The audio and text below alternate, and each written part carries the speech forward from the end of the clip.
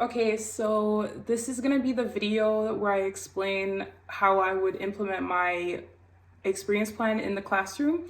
So the learning story that I'm using is the Creating New Colors learning story, where they were basically using the primary colors to make other colors, to paint pictures and stuff like that.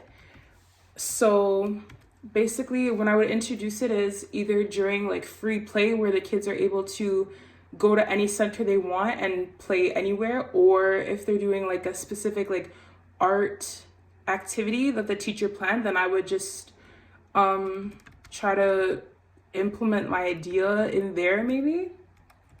So basically I'm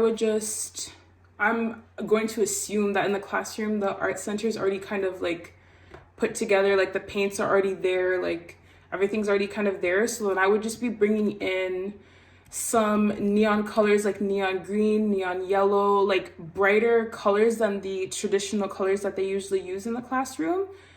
And sponges, like differently shaped sponges that the kids can use to like even mix water with it and use it with the paint and like make the picture that way.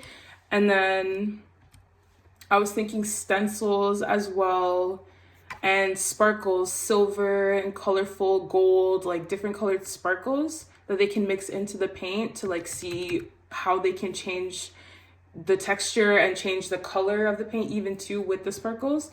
And I would also be bringing in sand, or if they had sand that I could use already in the classroom from like the sand table, then I would just use that sand so they can play with like the texture as well with mixing paint and sand together, because I just thought that would be cool. So yeah, things I would say to the children is like, if they're just using the paints, I would say, hey, I wonder what it would look like or feel like if we added the sand, if it would make it rough or if it would make it feel like weird, like how would it feel? I wonder how it would feel. And then I would see like if they gravitate towards that, if they like say, okay, well, she's saying like I wonder, so maybe I'm kind of interested too. Like I want to see how it would change the paint or how it would make it feel, or if it would maybe change in color, or like, let them kind of experiment and figure out on their own like how the sand would change the paint. And then same with the sparkles, like I would say, oh, I wonder if adding gold sparkles to the blue paint, I wonder how that would look. I wonder if it would make it look sparkly, or I wonder if the paint would like make the sparkle not really show through. Like I wonder how that would look on the paper, and like just saying things like that to get them to just try to just use the materials that I bring in.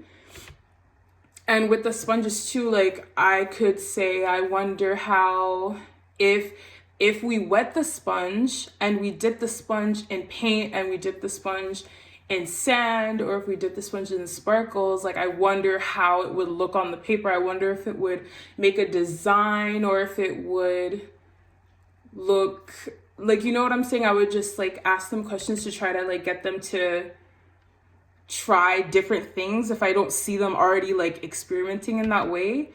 So yeah, that's what I would say. And then also for what I would do, like I would just engage too. Like when I say I wonder, I'll kind of say like, oh, like could we try it together? Like could we try, like I'll try on my paper and you try on your paper, and I'll try it this way, and then maybe you could try it this way. Like I could try wetting the sponge and then dipping it in the sparkles, then dipping it in the paint and see how it comes out. And then maybe you could try dipping it in the paint first and then the sparkles, and then see like whose looks different, what is different about each of them, and like talk about how it was different, and how maybe the water changed the paint or changed how the sparkles stuck to the paper, or if you know what I'm saying, like stuff like that.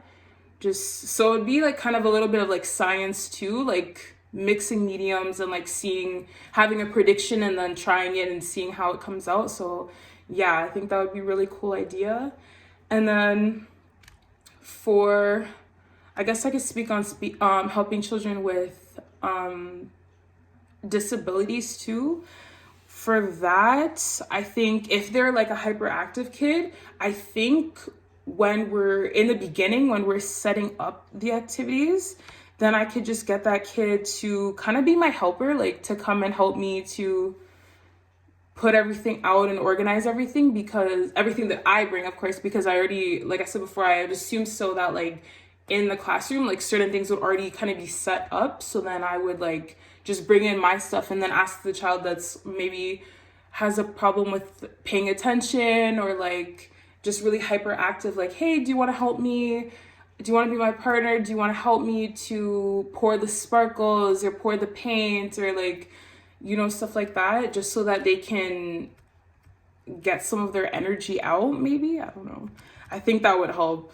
So also for like kids with like a wheelchair, I think using things like the sand and like wheelchair as in like kids that have like limited ability, like they can't really move too much, not really just a kid that's just in a wheelchair. I mean like one that has like, I don't know what any of the conditions are really called because I don't really know those things, but the ones that like can't really move too much, like they're very limited in what they can do, like I would maybe like, of course, bring the materials to them, but then also help them to like feel it, like put the sparkles in their hand, put the sand in their hand, mix the sand with the paint and put it in their hand, and then help them to like put it on the paper or like things like that. The sponge, help them to dip the sponge, help them to like move the sponge around the paper, or even with the paintbrushes, help them to like paint the sheet of paper and like give them like,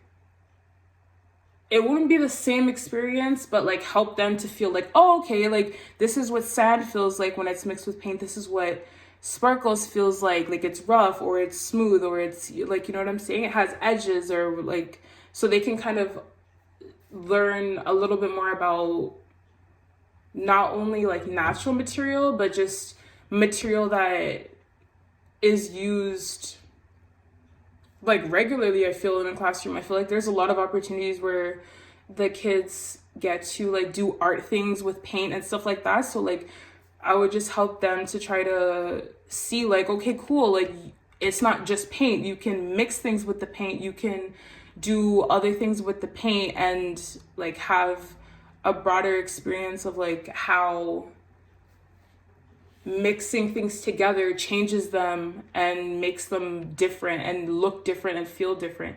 So yeah, that's what I would do. And then for the closing, like I feel like it's obvious to know when a child's done with the materials. Like they either just kind of drop it or walk away, or they'll even probably come and show the picture and be like, hey, like look at my picture, blah blah blah. And if I didn't want them to finish as quickly, I would probably say like, okay, like say they used all the materials, I'll be like, okay, so could you, like I would maybe ask them to expand on that, like, hey, I see you used the black sparkles or the gold sparkles with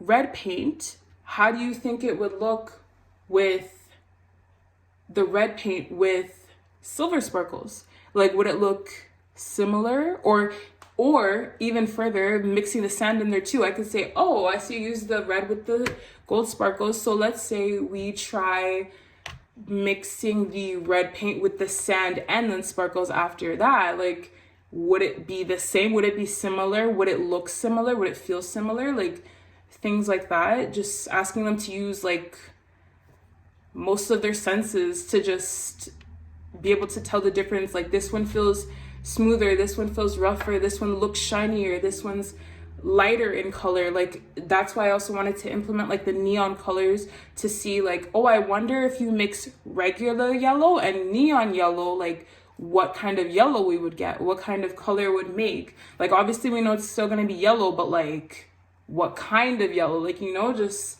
helping them to understand, like, yes, these are colors, but there's ways to make them different. Like, they're the same colors, but there's ways to make them different. There's ways to make them lighter, darker, like sparkly. Like, you know what I'm saying? There's ways to change, manipulate the materials that they're using. So sorry, my battery is low on my laptop. So yeah, but then if I facilitating to like a transition, like getting to the next activity, I'll probably put on like the cleanup song, like sing the cleanup song with them. I've done that in the past in my co-op, and that for me, that's always worked well. So because I feel like kids enjoy singing and enjoy like having that portion too, like using music to kind of guide them into like the next activities. I feel like they enjoy that, and they enjoy like knowing that, oh, like, okay, once this song comes on, that means we have another fun thing to do. Like, you know, like just helping them to move along through with music, I feel like is the best way to do it. So yeah, that's my experience plan.